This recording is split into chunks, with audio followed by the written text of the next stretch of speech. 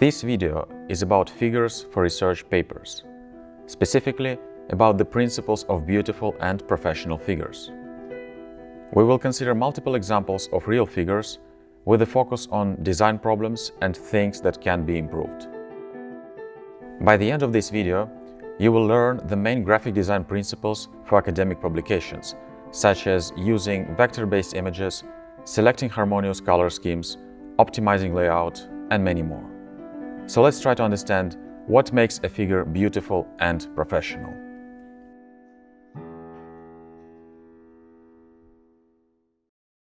Hi everyone, my name is Andrey.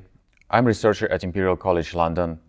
It's been a while since my last video. I was busy moving to London, attending summer conferences, writing papers, of course, and so on. Now I'm back and I have time for making more videos.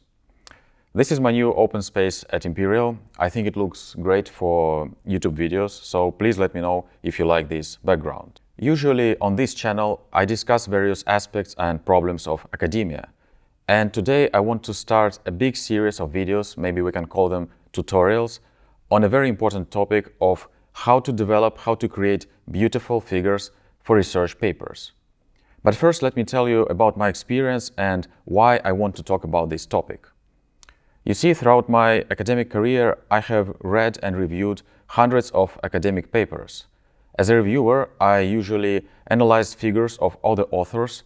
I found some mistakes and wrote comments to the authors, and then through this review process, the authors were changing figures, and I really learned a lot from this iterative review process. And then I implemented this knowledge in my own papers, and I'm constantly trying to improve the quality of figures in my own manuscripts. And second, I have recently read this famous book by Cole Knaflic called Storytelling with Data.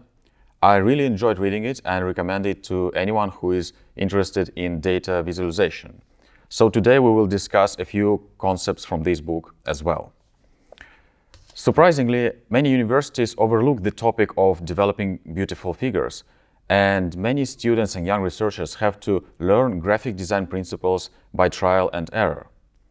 Unfortunately, this often leads to bad results where the quality of publications is affected. For example, students may use low-quality pixelated images in their manuscript. They may also select small, unreadable fonts and inadequate color schemes. As a result, reviewers will not appreciate such figures. They may think that the manuscript is unprofessional and therefore they will reject it. And obviously we want to avoid such outcomes. Therefore, the aim of these videos is to share my experience in developing high-quality figures for research papers. However, I must say that graphic design for scientific illustrations is a very broad topic. Therefore, I decided to split my tutorials into several videos. First, in today's video, I will discuss the main principles of graphic design for figures. I will show you multiple good and bad examples that I have found in the literature. Plus, I will share examples from my own papers and show you my own failures. Then, in the next videos, I will show you the process of developing high-quality figures for papers. We will see how this can be done both using programming languages and special graphics software. Now, these are the principles that we are going to discuss today. We will start with the overall quality of figures and will specifically focus on the use of vector-based images. The next topic is readability, which means the size of your figure, the size of different elements within your figure, and the font size. Then the related topic is simplification and decluttering of complex figures. The next major topic is the use of colors. It is a very tricky and complex subject, but in short, there exist bad combinations of colors and harmonious colors.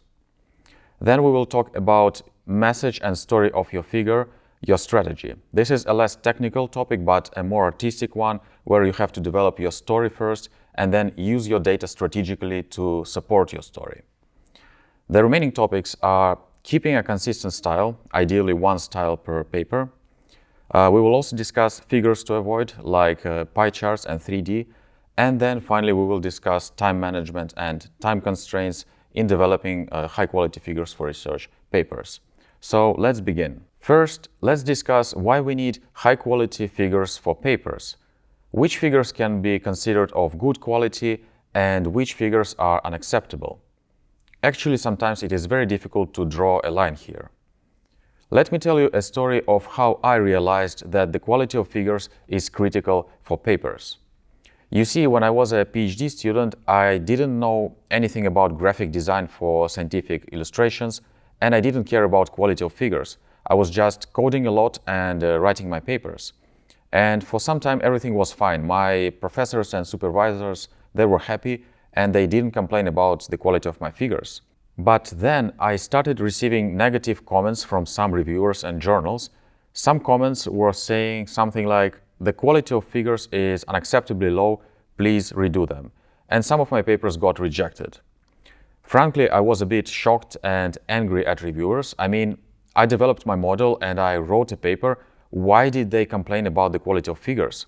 I even thought that they were using such comments as an excuse to reject my manuscripts. Finally, after many negative comments, I realized that my figures were not great indeed. I realized that raster, or sometimes called bitmap images, can lose their quality, they can get compressed, and they can display incorrectly in the manuscripts. And this is a very tricky thing that no one explained to me. Even nowadays, I see that students don't know about this problem and they use raster images in their manuscripts. I mean, images like JPEG or PNG formats. The point is that a figure can look nice in your document, in your editor, I mean, on your PC. But once you save your paper and send it to a journal, your figures can get compressed, they may lose quality, and this means that reviewers and editors will see them in a completely different way. Better than talking about this problem, let me show you what happened with one of my manuscripts, which I submitted to quite a famous engineering conference in 2019, the conference called PowerTech. Here is my Word editor with this manuscript submitted to the conference. You can see that I used the official template of the conference. You can see the title of the paper, my name. Everything looks professional. If we go to the second page, we can see that this is the first figure that I use in the paper. And to me it looks nice. I don't see any problems with it from distance. So let's zoom in. When we zoom in, I would say that the figure is still good quality. I don't see any problems with it. The colors are nice and there are no pixels. So if we zoom in even further, we will see no pixels. For example, look at these numbers. They look simply great. That's why I was happy with this picture. That's why I included it in the manuscript, and then the manuscript was accepted. Now, this is the same paper downloaded from the conference website. So this is the final version that is published and available online. You can see that this is the same template, the title, everything looks exactly the same. However, when we go to the second page, to the first figure, you may notice that something is wrong with the figure. The first thing I notice is that the colors faded. They don't look nice anymore. And something is wrong with the quality. So let's zoom in and check it. And when we zoom in, we really see the problem of the new figure. You remember we considered this number 500. Now it's very ugly. Everything is in pixels. So the quality of this figure decreased significantly. This happened because the conference system compressed all images in my manuscript to reduce the size of the paper. Unfortunately, now all images in the manuscript look ugly, the quality is not great, but I cannot change it anymore. This was an eye-opening experience for me. I prepared beautiful figures, I published them in this conference, but then my final figures in the final version of the manuscript look ugly, and I cannot change this. I even complained to the conference, but they told me that it's against their rules to change manuscript published in the past. So basically, think about this, my paper will remain like this forever. And you might think that this was my mistake to use raster images in the manuscript, but I see figures like this every day. I see many examples where low-quality images appear in conference and journal publications, and I believe that this happens because many authors, especially students, don't know about this problem and they keep using bitmap images in their manuscripts. Now, what to do? To avoid such problems, we need to use vector-based figures. In vector graphics, figures are defined by various formulas and shapes. Therefore, when you see your figure in a vector-based format, let's say PDF, the figure will look exactly the same on different computers and devices. And moreover, it will not lose its quality, and readers will be able to zoom in and explore various parts of your figures without seeing any pixels. And this is why vector graphics become the best practice for many scientific illustrations. Let me show you a few examples of vector graphics that I used in my recent manuscripts. And you will see that when using such vector-based images, we can put them directly in the manuscript and no quality will be lost and no pixels will appear. This is the first figure that I want to show you. It is saved as a PDF file. If we zoom in, we can see that everything in this figure is defined by shapes and objects. For example, we have text here, and we have different shapes and curves. Therefore, readers can zoom in and they will never see any pixels. And here is the manuscript where I used this figure. When we go to this illustration, we see multiple figures together, and the first figure, figure A, is this PDF file that I just showed you. But since I saved the figure in this vector-based format, and then I saved the whole manuscript in PDF, everything remains vector-based and scalable. So let's zoom in and double-check that this is the same figure. It has objects, curves, and it is scalable. There are no pixels. Note that vector graphics can be used to display anything, not only your data set or results. For example, in this manuscript, I was working with the UK power system and I visualized it as a graph. So you can see that this is a graph, but everything is again saved in PDF. Everything is vector-based, and therefore we can zoom in and we can select different objects and there are no pixels. Then I included this scheme in the manuscript, and again, since I used vector-based images, everything remains scalable with no loss of quality. I hope you can now see the benefits of using vector graphics for research papers. Therefore, please always try to use vector-based images and avoid using raster images like PNG files or taking some screenshots from your software. Before jumping to the next topic, I want to briefly mention that there exist two problems with vector graphics. First of all, even if you develop a nice and scalable image for a paper in a vector format, it still can be corrupted and compressed by a journal. For example, some journals can convert all your images into raster formats like PNG, and then the quality will drop, and in such cases you will need to check the final preprint, the final proofreading document, and you will need to complain to the journal that they corrupted your file. So please always double check your vector images before the final publication. And second point is that it is sometimes impossible to use vector graphics for certain illustrations. For example, if you want to show a photo of something, or if you want to display a massive, large data set. And here I want to show you an example from my recent publications where I couldn't use vector graphics. Here is the manuscript published in 2024, and in the simulations section, I have very complex simulations where I was presenting thousands and thousands of data points. So here they are presented as a blue map. Actually, this map consists of 15,000 points. So imagine if I present these points as colored blocks or some other elements, then the PDF file will be too large, it will be lagging, and a journal will not accept it.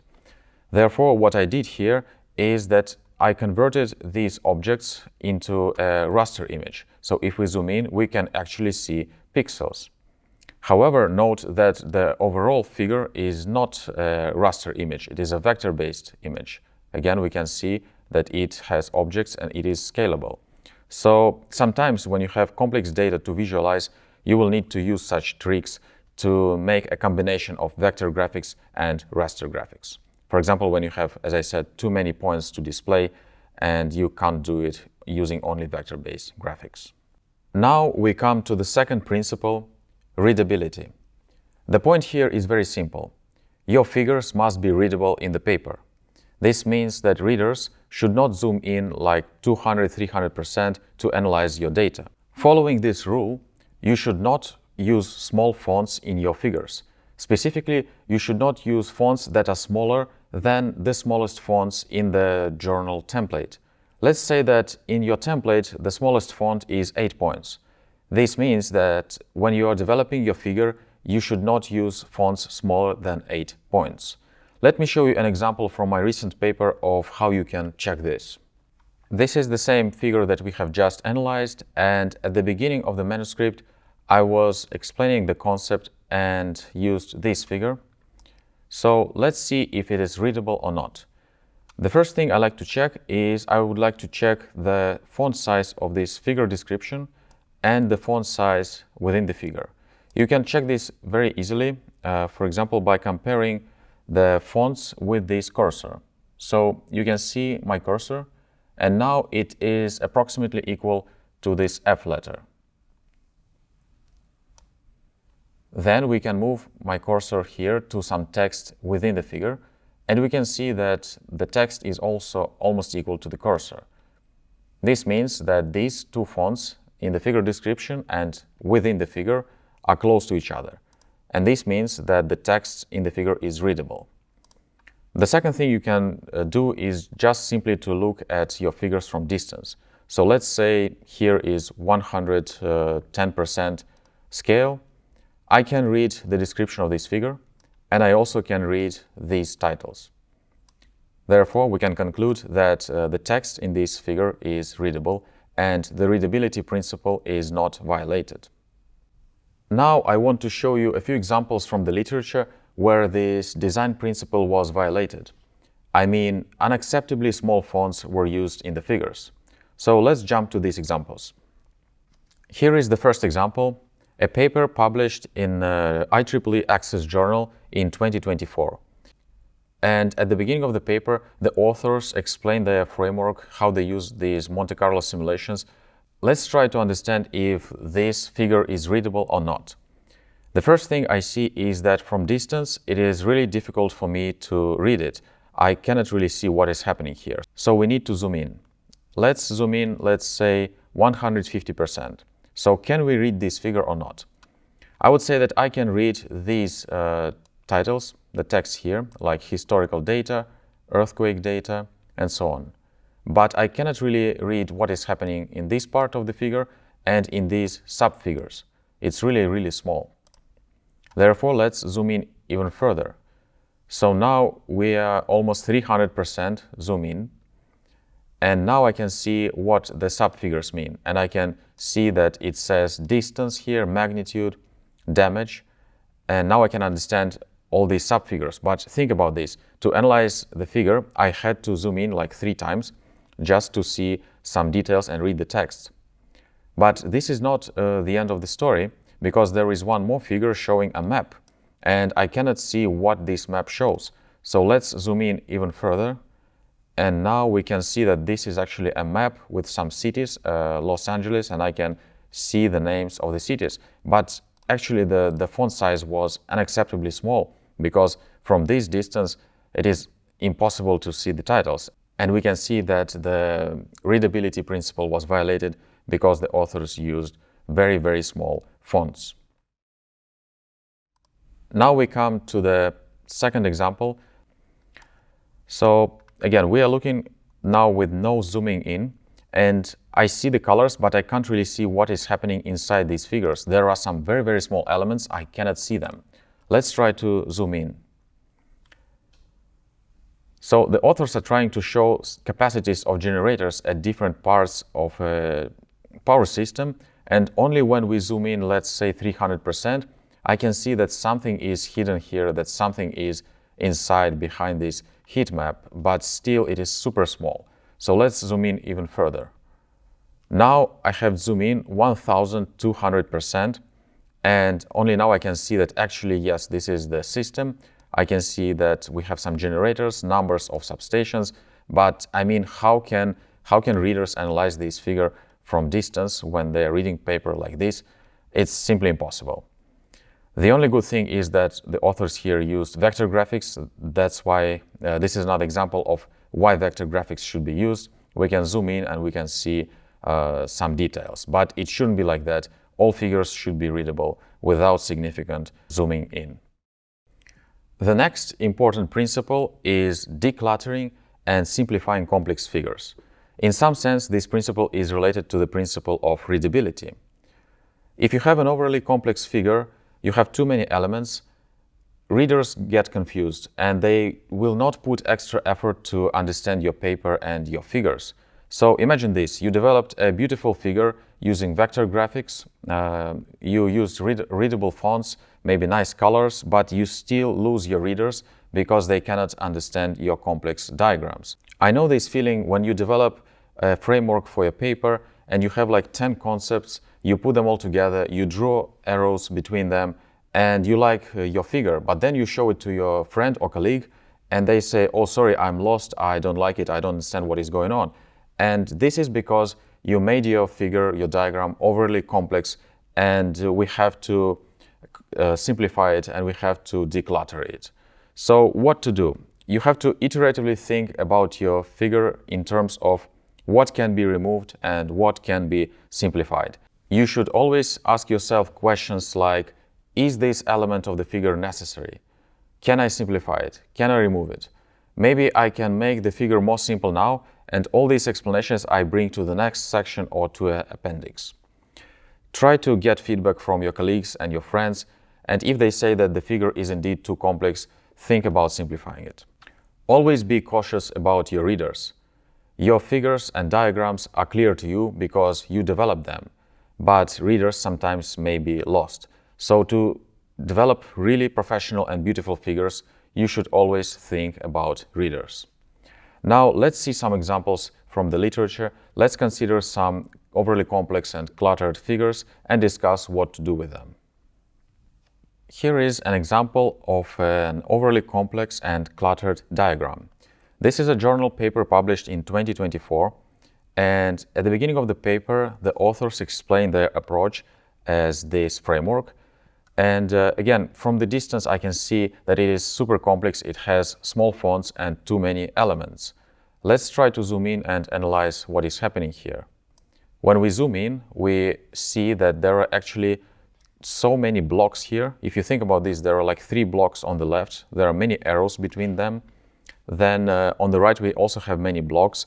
And within these blocks, we have something else. So the number of elements is simply too much for this figure. And we can keep zooming in and we can see more and more pictures and elements. And this means such a framework overly complex. Readers might get lost. I mean, it is difficult for readers to analyze this figure because we don't know where to start from. There is no certain hierarchy here. Should we analyze it from this left bottom part or from this left upper part? So many elements, so definitely this figure needs some simplification. So if giving an advice, I would say that we need to remove many elements and focus only on the important elements. Maybe we can keep only like 4 or 5 blocks, 4 or 5 infographics, these images. Maybe add some numbers like 1, 2, 3, 4, 5 to guide readers and explain them where to focus their attention. I hope you see from this example that you should never show all elements of your research in one picture. You should first try to simplify it, declutter it, and build certain hierarchy of information and elements. For example, in this manuscript, when presenting my approach, I developed a very, very simple diagram.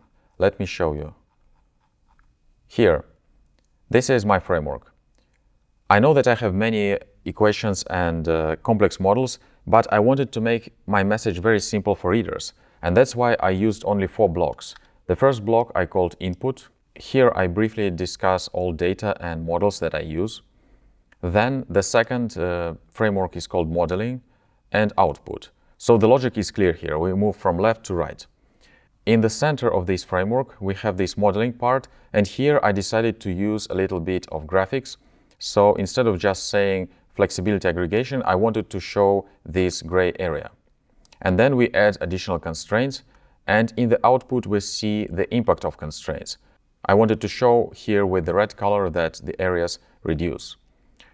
When I developed this diagram, I showed it to my colleagues and friends, and I asked their opinion if this is clear what is happening in the framework. And all of them confirmed that it is clear for them that the impact of constraints is here, that this area becomes smaller. That's why I was happy with this illustration, and I proceeded with it and included it in the manuscript. So first of all, I developed a very minimalistic diagram, and second, I asked for feedback, and I confirmed that the message is clear.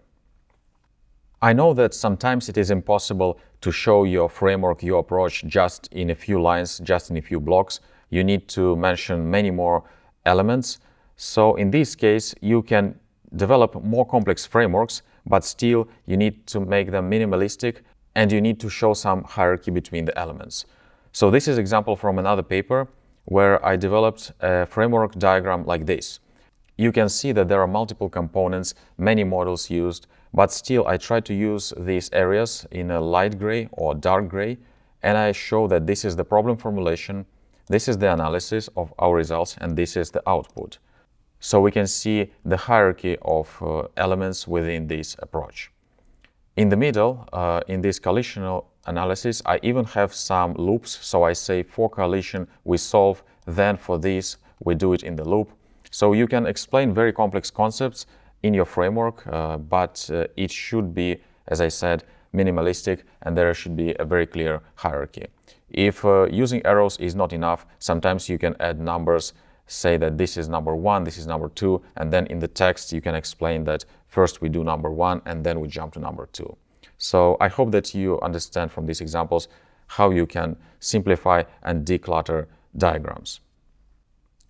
These were examples of decluttering and simplification for diagrams and frameworks when you want to visualize your approach or certain system. However, the same problem happens when we want to visualize data or results of our simulations. Let me show you a few more examples. Here you can see another example from a journal paper published in 2024, where authors presented their simulations using 4 subfigures, in each subfigure using double axis. So the results look very complex because there are too many elements, and the figure definitely needs some simplification. Think about this. There are multiple bar charts in each figure, plus there are lines, line plots, and more than 10 colors used in figures. All of these elements make it difficult for readers to analyze the results and draw some conclusions. If improving this figure, we would need to identify the main message and probably remove some of these data displayed to make it simpler for readers to analyze it. Actually, later in this paper, there is another figure I wanted to show you. Here at the end, the authors show the results of a clustering algorithm, and this type of a figure is called spaghetti plot in graphic design. This is a funny name, but what it means is that you have so many lines that together they look like a spaghetti, which basically means that they're meaningless to readers. There are simply too many of lines, too many of data points. I would also recommend you avoid using such spaghetti plots and instead show only the most important parts of your data. We will see how to do this in a moment. Alright, so we just saw examples of complex and cluttered images when presenting data. Let's see some good examples. This time I don't want to show examples from my papers. Instead, I found a very professional and popular paper from OpenAI team about the training of GPT-3 language model. When I'm making this video now, the paper is cited 31,000 times. It is also included in the list of the most influential ML papers. So let's see how a top machine learning paper looks like. Here is this paper called Language Models Are Few Short Learners. Let's now check how they used graphics to display their results, because obviously they are working with very large and very complex models. Specifically, I want to show you this figure. Note that the authors have many simulations, so they had something like a spaghetti plot. But instead of showing all of these lines, they put them in the background, they made them transparent, and they showed only a few important lines in these orange, green, and blue colors.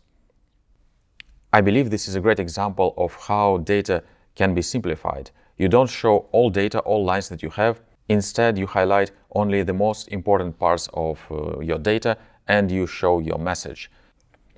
Actually, this manuscript has many nice illustrations and we can learn from them. I just want to show you one more figure. Let's go to the next page. Here, this is the figure showing performance of the model, and we can see that the authors also have many curves to show. But I would argue that this figure is not cluttered, it is not super complex, because the authors tried to present it in a simple way. They are using this nice color scheme here on the right, and therefore it is easy for us to analyze all lines presented here, and we can easily see that this yellow model, for example, it has lower losses and better accuracy. So another great example of how you should present very complex data, but in a decluttered and simple way. The next principle that I want to discuss today is the use of colors. There is the whole theory about colors. It is a fascinating topic at the intersection of art and science, and I encourage you to read about it if you have time. However, in this video, I won't explain color theory, and instead I will just show you some tools and will cover a few practical aspects of how to use colors in creating beautiful figures. The main practical question that you might have is which colors to use and which not to use. The first thing that I want to tell you about colors is that sometimes you don't need to use any colors at all. In fact, there is a rule that sometimes no colors is better than many colors. Think about this. When you are developing a figure, you already have 3 colors at your disposal: white, black, and gray. Plus, you can use solid lines and dashed lines, which means that you can visualize quite a lot of data without using any colors. If you want, you can add 1, maybe maximum 2 colors to these black, white, and gray, but you should not use all rainbow colors to visualize your data. I also saw another similar rule saying that you should design without color first, so design in black and white, and this will help you to first focus on your layout, the view of your figure and your message, and then you can start adding colors.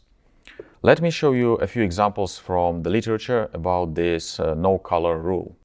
Here is quite a popular paper about wind generation forecast published in 2007, and the authors didn't want to use many colors. You can see that they're using only black lines or dashed lines. But at some point they present quite complex results here. This is an example of a probabilistic forecast. So we can see with the black line prediction, then with this line measurements, and then many prediction intervals with shades of gray. I wanted to show you this picture because it shows that really complex data like this probabilistic forecast can be displayed without any colors, just black, white, and shades of gray. If you want to, you can add a few colors. Maybe you can make this line green, the forecast, but you don't really have to use all rainbow colors to show this data. Another example is from my paper where I was visualizing the concept of flexibility. I was showing how these 2 sets add together. So we have 1 set, then second set, and their summation. And I could have used many colors, but I decided not to do this. I'm showing everything in gray, black, or dashed. And I just added 1 blue color for these arrows to make it a little bit more entertaining for readers so they can easily notice that we have a direction here. This is another example of using no colors or just 1 color in figures. Of course, if you want to, you can use many colors in your figures. But here you need to keep in mind these 2 points. The first point is that you need to be cautious about using bright colors. Bright colors don't look great together, and they don't look great in scientific papers, let's say bright green, bright yellow, or bright red. The second point is that you should be cautious about using complementary colors. Complementary colors are 2 colors that that are the opposite to each other, so they sit on the opposite sides of a color wheel, and this means that they cancel each other if mixed. Here I want to show you an example from Wikipedia about complementary colors. And I like this page because it shows these really cool examples of why we should not use complementary colors. Actually, it hurts me to look at these colors. They are so contrast. Imagine if you use them in a manuscript, if you show one data in this cyan and then in bright red, it all looks very difficult to analyze and it's simply not great for reviewers' eyes. So please try not to use bright complementary colors, and especially don't use many of them in one figure. Instead, you want to use analogous colors in your figures. Such colors sit close to each other on the color wheel, and usually the color palettes that they create, they are pleasing to the eye. Let me show you a few examples, and I want to show you some tools that you can use to analyze color schemes. The first tool I want to show you is the Adobe Color Wheel. When you open this website, you see the color wheel, and here on the left you see the harmony.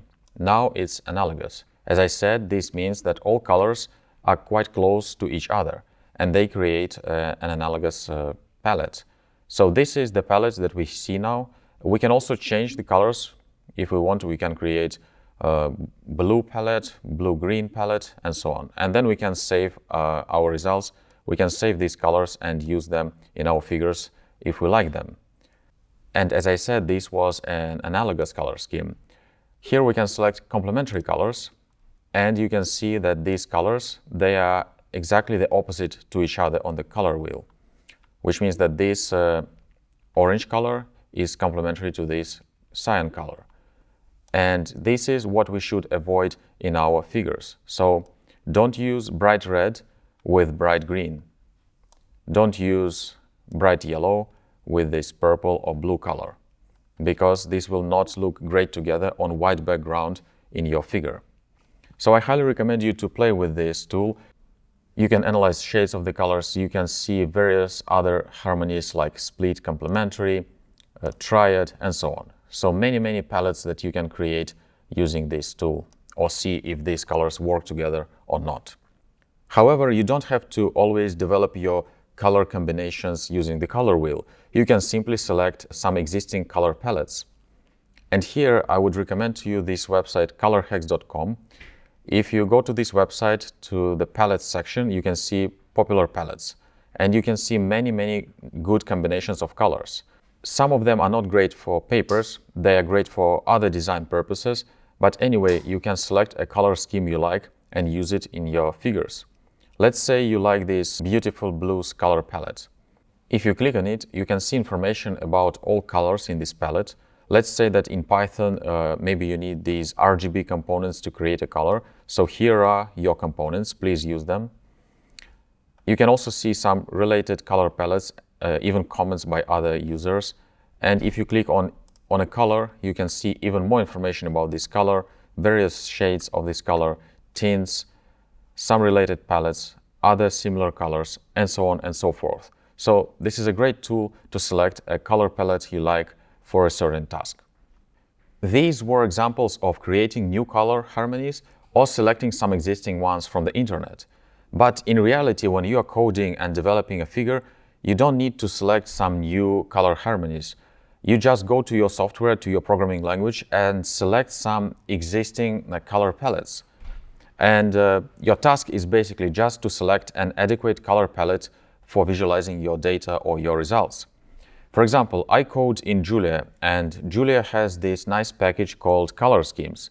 And there are many color combinations and color gradients already built in this package. Let me show you how this looks like.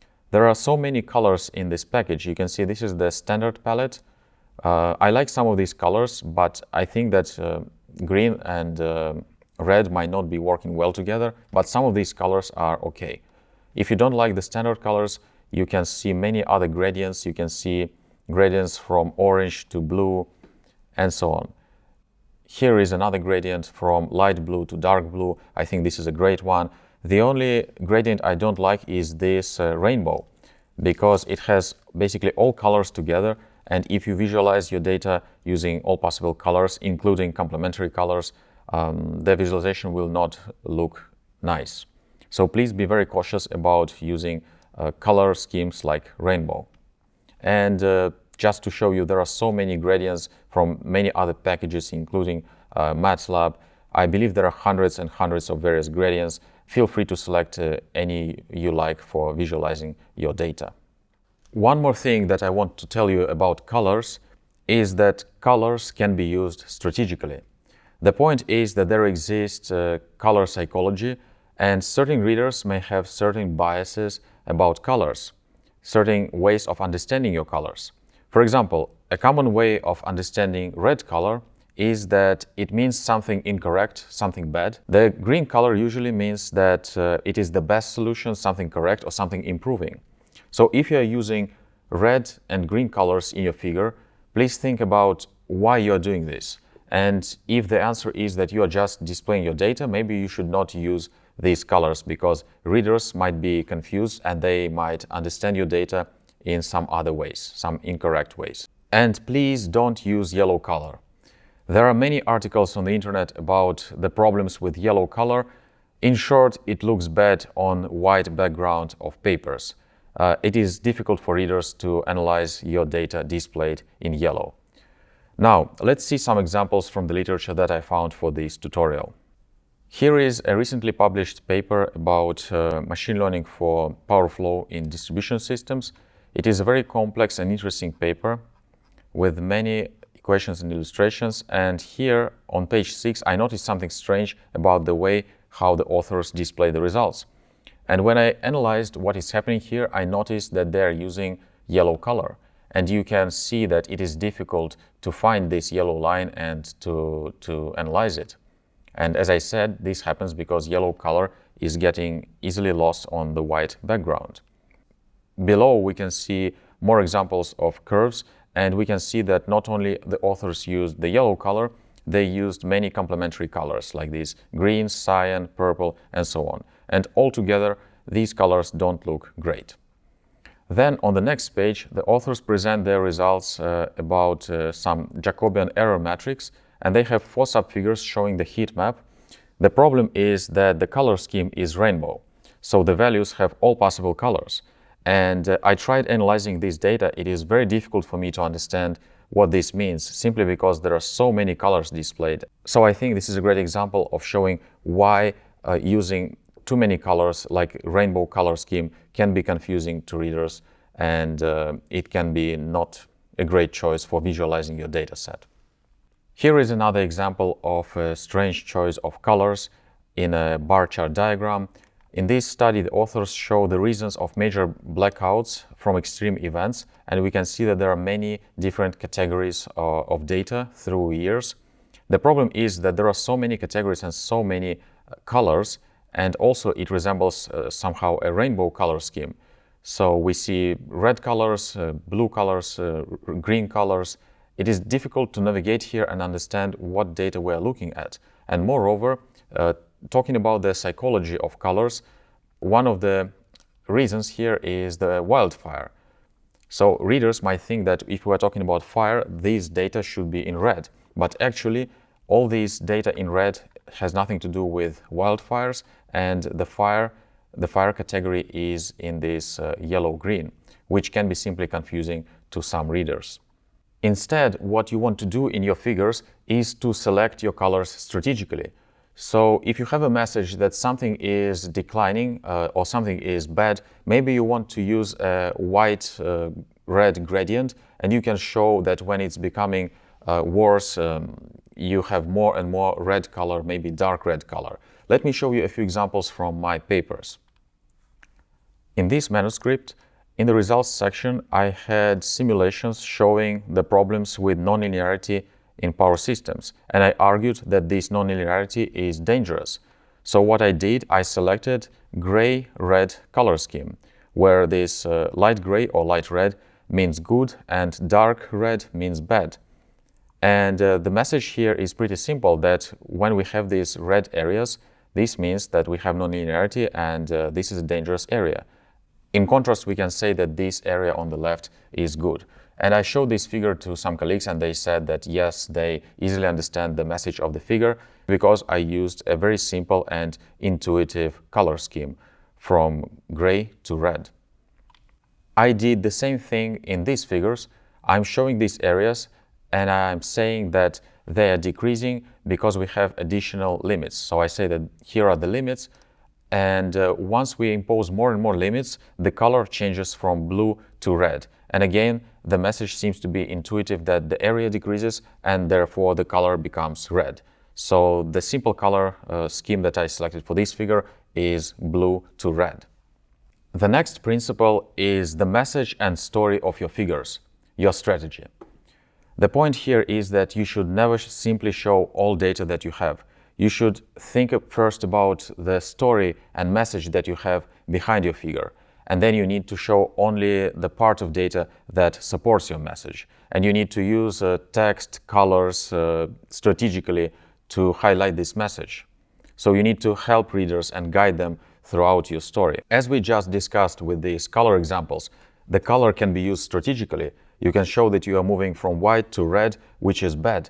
And you need to help readers to understand this. So first you can use colors. You can also put special titles saying that, look, there is a problem here, error, whatever. And you can also use the description of your figure. So don't simply say in your figure description that this is figure number 5, analysis of results. Say that this is analysis of results. On the left we see good case. On the right we see bad case. Something is reducing, which is displayed, which is highlighted by the red color. So by reading this, your audience already can understand what to expect, that something was good, something became bad, that's why the colors change, and everything, all elements of your figure should work together to support your story and message that you want to say. So always keep in mind the message that you want to deliver by your figure and never simply show all data that you have. Speaking about delivering a message of your figure and your strategy, I want to mention a very interesting principle that many people analyze figures in Z shapes. Let me show you what I mean by that. This is the red-blue figure that we just considered. So by the Z shapes, I mean that readers usually start analyzing figure from this top left corner, and then they move through the figure in this Z shape. Sometimes they make multiple zigzags while reading your data. For example, first they can read the description here, then they can go to the center, iterate in the center, and then go and make one more loop, read what are the axes. Not all readers do this. Sometimes they just start analyzing your figure from the center, but still there exists this tendency that readers start analyzing from the top left corner and then they move in these shapes. Why I'm showing this example to you is because I was strategic in developing this figure, and that's why I put all description in the top. The first thing that readers see is the explanation of the areas that are displayed, and they can see these explanations, and then they can move to the center of the figure and see that indeed this is what they're looking at. Another thing is that I used the figure description a lot. I explained what we are seeing here. I see that the cross marker means this. Then we see some colors. We see that areas are reducing. So everything is explained in one place, which I believe makes it easy for readers to analyze this picture. Now, let's come back to this example of the Jacobian matrix error. Here I want to show you how readers can be confused when seeing a lot of data without certain strategic guidance. So imagine the readers start here, so they don't see the axis and they don't see any additional labels, so basically they have no information what they're looking at. So they start exploring this figure in Z shapes. Maybe they see this color bar, so they see that there are different colors and different values displayed in the figure. But again, there is no name of this color bar, so the readers may be a bit lost about what they're looking at. So let's say that readers spend some time here analyzing this figure. They are lost. There are so many colors and so many data points. So then they jump to the next subfigure.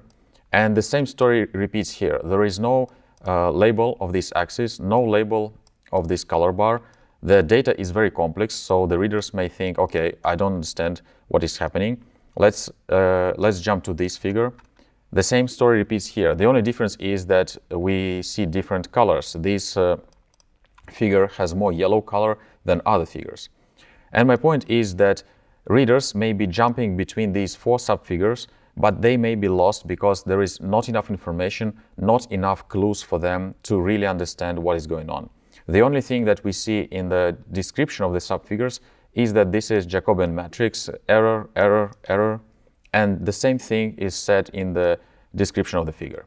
So if improving this figure, I would recommend adding additional guidance, adding more information in the names of each subfigure, adding description of the axis, and maybe adding even more text here and there just to draw readers' attention, saying, look here, this is the problem, this is changing, this is important, this is not important. Overall, I would say that this figure lacks guidance and some strategic use of color, layout, and figure description. Let me show you another example where actually the colors and the layout of the figure were used really strategically and really helping readers to understand what is going on. This figure is not from my field, it's not from electrical engineering, but the point is, look how this figure is designed. We start analyzing the figure from the left top corner, and the first thing we see is this color bar, which explains us the whole narrative of the picture. We see that the red color means maximum positive contribution. We see that there is white, no contribution, and negative contribution. So this is the first thing that we look at, and already we understand kind of the story of the figure. And then we see on the right results of the simulations, and the results are pretty intuitive because we see which compounds, which parts of these molecules are more important and bringing more contributions. So as I said, this is not my field, but I like how the authors used the colors and layout strategically. And even the Z-shape reading rule was respected. The next principle is using consistent style in figures in your paper. I think it's a very simple principle. Basically, it says use one style per paper. Don't change your colors or elements of your figures too often from figure to figure. Even though this is a very simple principle, I still find some strange examples in the literature, and I just want to show you a few things to avoid and be cautious about. So let me show you this example. By showing you this figure, I want to highlight the problem of inconsistent use of arrows and various shapes. In this specific figure, there are too many types of arrows and lines used. So let's say that this black line, black solid line, shows the interconnection between different elements in a distribution system. However, then we have these dashed lines. I'm not sure what they're showing, probably internet connection, data connection to the cloud. And on the top of that, we have the third type of arrow, this kind of 3D bent blue arrow, showing something different. So try to avoid using too many types of arrows in one figure because this may be confusing for readers. And try to avoid using too many types of lines like black line, dashed orange line, and so on. I also found this paper about energy storage and hydrogen in Malaysia. The paper is interesting. However, what I noticed is that many figures have inconsistent different styles. In total, there are almost 20 figures in the paper, and all of them have different styles. So if you look at figure number 1, it has blue, orange bar charts. Then we have a gray figure. Then we have figures like this with red arrows. Then we have figures with black arrows, and so many types of arrows and so many types of diagrams just in one publication. Please try to use one style. If you are developing your figures in Python and you are using red and purple colors, please do this in most of your figures in a manuscript. I mean, it happens in many publications where you see figures from Python, figures from Excel, some other software. The problem is that such papers look like a report, not like a single paper, but as a collection of different figures from different reports, and reviewers and readers might not like it. The next point that I want to discuss is some figures to avoid or to be cautious about, specifically pie charts and 3D figures. Let's start with pie charts. Many people think that pie charts are a widely accepted tool. It's a basic tool used everywhere, and it's great to use them in papers. However, some designers and scientists argue that pie charts are not great for readers and that using pie charts should be avoided. The problem is that you are asking your readers to perform a very difficult geometric task. You're asking them to compute angles in this pie chart, these sectors, and then to compare areas of the sectors, which is really, as I said, difficult geometric task. And actually in this book, Storytelling with Data, the author also mentions problems with pie charts. And I want to show you some examples from the website of this book, Storytelling with Data.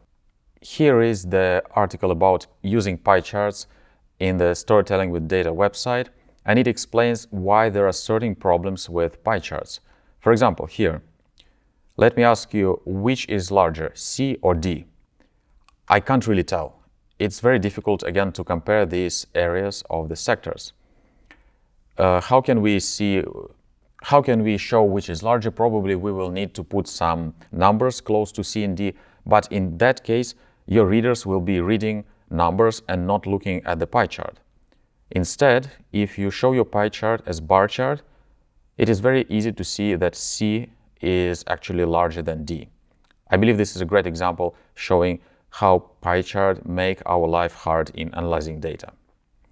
And then if you read this article, there are many other problems with pie charts discussed, how it's difficult to compare various slices and so on. This is a great example showing why 3D plus pie charts is a very complex task, because the information gets distorted even more. Like here, this slice with 22% looks larger than with 25%, simply because in 3D it is located closer to us. So please don't use pie charts and don't use 3D pie charts, because it's really difficult to analyze them. Here I found an example for you of a journal paper. It's a review paper where the authors discuss various publications per year, and they present data as 4 pie charts, and we see the same problem, that it is very difficult to analyze pie charts. Imagine I want to analyze this purple slice.